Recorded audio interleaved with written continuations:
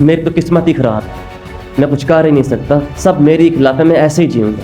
یہ سب فضول باتیں ہیں۔ اگر آج آپ کو لگتا ہے کہ آپ کی قسمت ہی خراب ہے تو اس کے ذمہ دار بھی آپ خود ہیں، کیونکہ آپ نے اپنا قیمتی وقت فضول کاموں میں ضائع کر دیا۔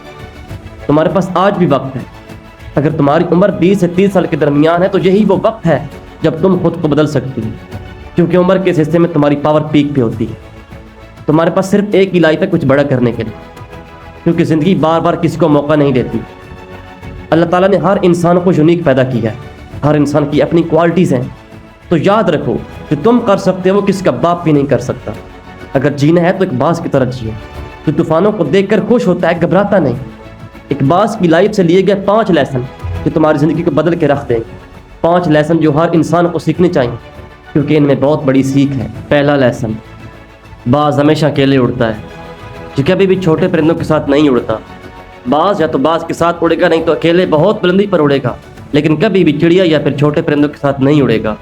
اور اس سے جو سیکھ ملتی ہے وہ یہ ہے کہ چھوٹی سوچ والوں سے دور رہو، کیونکہ ایسے لوگ لائف میں کبھی بھی کامیاب نہیں ہوتے۔ ان کے ساتھ رہو جو بڑی سوچ رکھتے ہیں، بڑا ڈریم رکھتے ہیں اور اس ڈریم کو پانے کی طاقت رکھتے ہیں۔ اور لائف میں تھوڑا اکیلے بھی رہا کرو، کیونکہ یہی وہ وقت ہوتا ہے جب آپ خود کو جان سکتے ہیں، خود کو سمجھ سکتے ہیں۔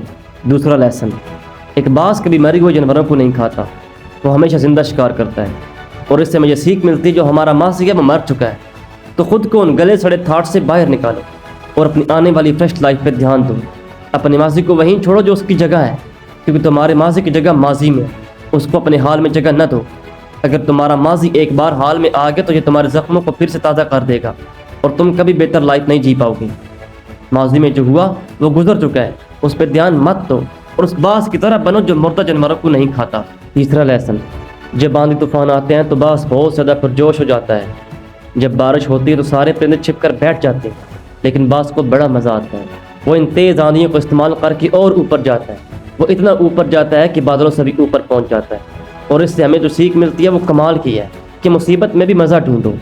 پی جا ایام کی تلخی کو بھی ہنس کر ناصر، غم کو سہنے میں بھی قدرت نے مزہ رکھا ہے۔ آنے والی ہر مصیبت اپنے ساتھ بہت بڑا موقع بھی لاتی ہے، اور ایک بار تم نے اس موقع کو پا لیا تو سارے غم تمہارے نیچے ہوں گے اور تم ان کے اوپر۔ بہت بڑا اونچا اڑنے کے لیے ایک آندھی باز کے لیے موقع ہوتی ہے، جس کا استعمال کر کے وہ بادلوں سے بھی اوپر اڑتا ہے۔ تم بھی اپنا موقع تلاش کرو اور اپنے غموں کو نیچے رکھو۔ چوتھا لیسن، ایک باز کا ویژن بالکل کلیئر ہوتا ہے، وہ 5 کلومیٹر دور سے اپنا شکار دیکھ لیتا ہے، وہ اپنے شکار پر فل فوکس رکھتا ہے، پھر چاہے راستے میں جو بھی مشکل آئے اپنے شکار کو نہیں چھوڑتا، اس کو پا کے رہتا ہے۔ اس سے بھی ایک سیکھ ملتی ہے، تمہیں پتہ ہونا چاہیے تمہارا مقصد کیا ہے، تمہارا لائف گول کیا ہے، پھر اس کو پانے کے لیے تمہیں ہر مشکل سے لڑنا آنا چاہیے، بالکل اس باز کی طرح۔ پانچواں لیسن، ایک باز اپنے گھونسلے سے نرم گھاس کو نکال دیتا ہے تاکہ باز کا بچہ اس میں کمفرٹیبل نہ رہ سکے، کیونکہ اگر وہ کمفرٹیبل ہو گیا تو وہ وہیں رہنا پسند کرے گا، لیکن ایک باز ایسا کبھی نہیں چاہتا۔